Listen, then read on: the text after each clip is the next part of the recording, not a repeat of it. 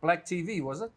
Black film and TV. Black film and TV. Too much, too much. Hey. We love that. We love that. Okay, welcome to Brown TV. Hey, let's make it work. Let's make it work. So how Are you down with the brown? Down with the king. That's a song. But here we are. Obviously, I watched what I watched, and it's exciting to see you guys in this role. For you, Cliff, when you look at the character you're playing, and I like to say, are there any villains here, or does anybody have a sense of humanity in terms of what they're doing because they believe what's right? When you look at your character you're playing, do you sense that do you sense he's got a right to what he's doing? I kind of love my character, King Keoa. He's a traditionalist. He does not believe that the incoming tide of this foreign culture is good for his people, and he's very, very staunch.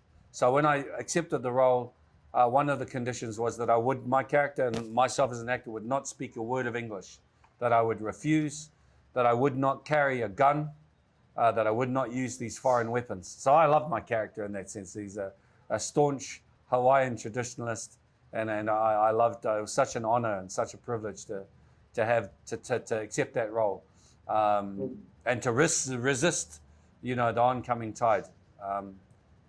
Jason Momoa plays Kaiana, and he's bringing these traditions, these new forms of dress and weaponry, and we're diametrically opposed, which I love. It's a great sense of pride of tradition and culture. But yeah, perhaps. Temuera, did you come in? I was gonna say, did you come in there with conditions as well before you took on this role?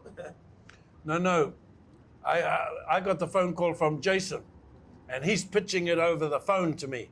Bro, he's telling me that I need you to do the stuff for Hawaiian story. I need you to play Kohe Kili. And I immediately said, ring this guy. He's your man. And then he said, I've already got that guy. And then away he went. He was cast first. He was, Jason says, we've got our King Kohe Kili. Yeah. And then thankfully Jason listened to Temuera, and then I was cast afterwards. Yeah. Yeah, but I was a bit scared at first, mate, because I wasn't quite sure if I was going to be able to do it. The Hawaiian language. Just tough. The language was very scary to attempt, even though we're the same people. But there's been a lot of ocean, a lot of missionaries, a lot of influences in between. So I had to ring a couple of Hawaiian people that I knew that were close to me, just to see what they had to say. And they gave me confidence. They said, oh, you'll be right. Fortunately, we had enough lead-up time, but now that I think back, I'm just so proud now that I'm part of this waka, this voyage.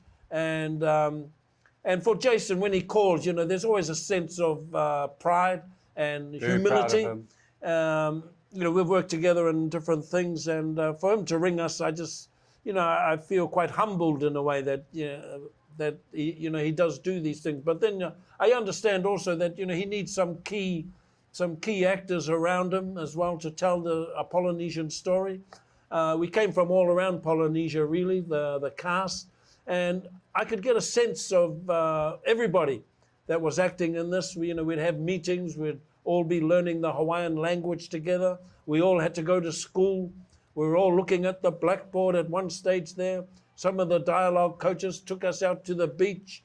Along the way, we'd learn more about the history. So it's been quite an awakening as well for this project. But at the end of the day, Jason said, his words were simply, we're the same people. We're the same people. Us Māori say aroha, they say aloha. We say tupuna, they say kupuna. So you can see how similar we are. But again, it's just a proud moment for us. And proud to be standing next to the co-creators, Pa'a and Jason, along with everybody else involved in making this project. At times, I'm sure there were a lot of things happening behind the scenes just to keep the waka paddling towards the right star and the right goal. So again, I'm glad, I'm very much enjoyed the journey. I'm glad to be one of the kaihoi, one of the paddlers on this waka. And I look forward to some of the responses, more so from the fluent Hawaiian speakers of today, and see what they have to say. And again, I think it's quite monumental in terms of we're going to be hearing the Hawaiian people will hear their language will see their culture. You know, we try to make it as authentic, historically accurate as we can, and that required a whole lot of people and a whole lot of talent. So I'm just part of that, just one of the kaihoi, one of the paddlers. So very, very proud to be on this waka. Great performances from both of you, from all around the cast. The production design is amazing. You know, I can't wait, obviously, as people talk about it week after week, to see, you know, how, you know, it's going to, I believe it's going to grow in the audience. So keep it going. We'll talk down the road. Congrats on the series. Take care, folks. Thank you very much, brother. Aloha, brother. Aloha. Wilson Morales from Black Film TV. Hello, folks. How's it going? Hi. Hey, you know, the women on these series, in this series, are pretty strong, you know, pretty headstrong. How much research did you do into the women of that era before you took on the role? Luciane? So much, man. Like, they were down to the way that I stand. Where do I put my hands? How would I sit? You know, there was certain customs that, because we are ali'i, right? So we're chiefess. So we are different to a commoner. So there's a different way that they act. You can't turn your back to certain people. So there's all these things that have nothing to do with our dialogue that we're like, you know, going through with a fine tune. So there was things like that. But we had the most amazing cultural advisors who kind of steered us in the right direction, who have spent their whole lives researching this specific era. Yeah. And this girl was doing the most. Like, I'd been to her hotel. I remember the first time I went to her hotel room, and I just see the little desk in the hotel room piled with books and papers and clippings and like too much. I honestly think that if there was a resource out there, you read it. I don't think there was a single crazy. Untouched piece of research. Actually crazy. Well, you have to treat it more than a job. You know, at the end of the day, you know, exactly. As this show's weekly, and if you run into somebody who just recognizes you from watching the show, they like to think that you put a little bit of passion into the role. Yeah, or at least pretend you did, you know? Okay.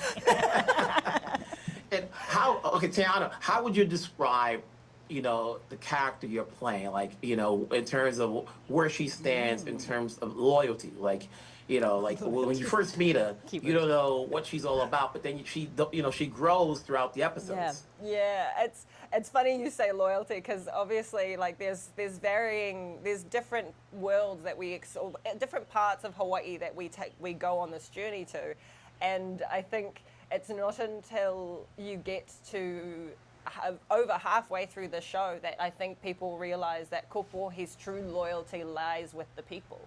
And it's always lied with the people. And though her love for Kaiana took her away from her home and took her away from her island and her people, I don't think that ever truly left her. And so when she goes back to Big Island, to Hawaii Island, and becomes immersed in this community that she grew up in, it's the driving, it reminds her that that's that very driving force that pushes her to do everything in life. I love that. Look, listen, you know, Luciane, you know, you look at your character, she's reluctant in terms of initially, you know, to what, you know, her dad wants her to do, but then she grows into the position. She kind of was like, yes, Dad, I'll do the job. And it's actually like, I got the job, Dad. I know, you know. But what I wanted to kind of keep in the show that, you know, certain scenes got cut and put back in was the relationship with her father. So, like, what I had read in the research is that when her father passed away, she was devastated. There's a whole oli, which is like a song, a kind of poem, chant, and it expresses how much she adored her father. She slept with his bones when, this is a normal thing, it's not crazy, when he had passed. And so I was like, I have to show that aloha in the show. You know, our show is all about war and fighting and conflict, but it's moments with you and your sister and you know, also your ohana in that sense. But for me, a lot of it was with her father. And as Polynesians, we know how much we love our parents and how much they mean to us. And I think she goes through with a lot of her decisions because she just wants to make him proud and do right by him. So that was another type of love that I wanted to highlight. You guys did well, great performances. Congrats on the series. You know, obviously as it plays week to week, it will grow and grow. Let's get a season 2 going. We'll talk down the road. Take care. Thank you. Hi. Right? Wilson Morales from Black Film and TV. Hello, folks. How's it going? Aloha. Hello, Very good. hello. Hey. So Moses, obviously, when I look at the characters you're playing, I think of whether or not, there's with both your characters, there's a sense of duty and loyalty in terms of obeying the law of the land. How else would you describe the actions your character takes? Moses? Really complex, having to balance tradition, having to balance our traditional ways, our gods, having to navigate the oncoming modernity that's coming to the islands, and also being a dad, because I involve my daughter in my whole political scheme, if you will. So I'm balancing a lot of different things and have a lot of just complex thoughts going through my head, how I'm going to make this all work. How about yourself, Kaina? When you look at the character, obviously there's a lot of responsibility that comes in when taking the throne, especially when it's not the one the character expected, and it was given to him. But now it's like, instead of just like handing it back, it's like, nah, you're gonna be the one. It's like, this is the job. Let's see what comes with it. Yeah, taking on the role as a leader for sure is very big. We all go through emotional struggles and making the right decision all the time. Me, I'm a very OCD in my community and trying to lead a community of youth. And so I could really relate to Kamehameha and his struggles as far as leadership. I was gonna say, how much research did you guys do prior to, how much did you know about the story, and how much did you learn? Why is it before production started or during production? Both Kaina and I live much of our life immersed in the culture, in stories, and also in general, the story of Kamehameha is one that's told through hula, mele, oli, chant, song, so we know the story. And we've embraced it for many years before we even started this journey. How much of a farmer are you in real life, Kaina? What is that? How much of a performer are you a in farmer in real life? Oh, farmer. A farmer? Yeah, I enjoy farming. I enjoy farming kalo or taro. I enjoy farming youth and seeing them grow and become young adults, become responsible people that also believe in our future and where we're headed as far as food production, food security, resilience, and really restoring our aina, our land. This is a big role for a lot of people. People like these type of stories, whether or not they equate it to something else or not. You guys are going to be seen throughout the whole season. It's good that when it's a weekly story, they don't know where the characters are going to go. What did you take out of once production was over? What did you take out of it? This helps you out as an actor moving forward. Moses? For one thing, this was the first time that I had to relocate for a job and be in New Zealand for so long. So just that alone was something that was very new for me. At the same time, I still got stuff going on at home and relationships and a dog that misses me. So I guess maybe not so much as an actor, but just navigating this career. That's something that I relished and had to find my way through. But you, Kaina, what's your takeaway? I take away, if you're surrounded by some amazing people, you can do some damn amazing things. Yeah. And I was just fortunate to have people like Moses, really. A How non-actor, strong? semi-actor now. Thank you to this guy. Pro now. When you talk to Cliff and Temuera, there's a sense of brotherhood amongst everybody out there. Was that the same feeling? Even though not all of you in the same scenes, but obviously you're out in New Zealand. Was there a sense of brotherhood amongst the whole cast, sisterhood, and so forth? I think the greatest part about the film is that our language was chief. Our language was held at the highest. And you're not going to find that in most films.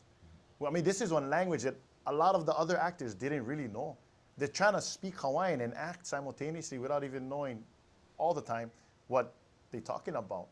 But they made it a point to honor our language, and that is so amazing and heartfelt and manafo when coming from somebody who speaks the language. I never thought about that. Yeah, we bonded through our language. Absolutely. Yeah. Great answer. I don't have an answer on top of that. That was good.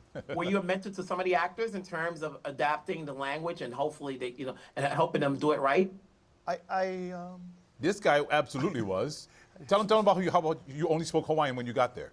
Yeah, so I made it a point to only speak Hawaiian to everybody. People on set, boom holders, light guys, you name it, the script people. I only spoke Hawaiian to everyone because I wanted to create a safe space. And I believe Hawaiian language, our culture, our connections will always create safe spaces for everybody to thrive. And that's what I had hoped I was going to do. And I feel like I did. Absolutely. And everybody bought into it. And we all, man, it was amazing. Yeah. Wonderful performances by both of you guys. Congrats on not only just performances, but the series itself. I'm glad that people get to see it week after week to see where this story is going to go. And hopefully we get a season 2 to see where these characters go. So take care. Have fun out there. Mahalo, As they say. mahalo.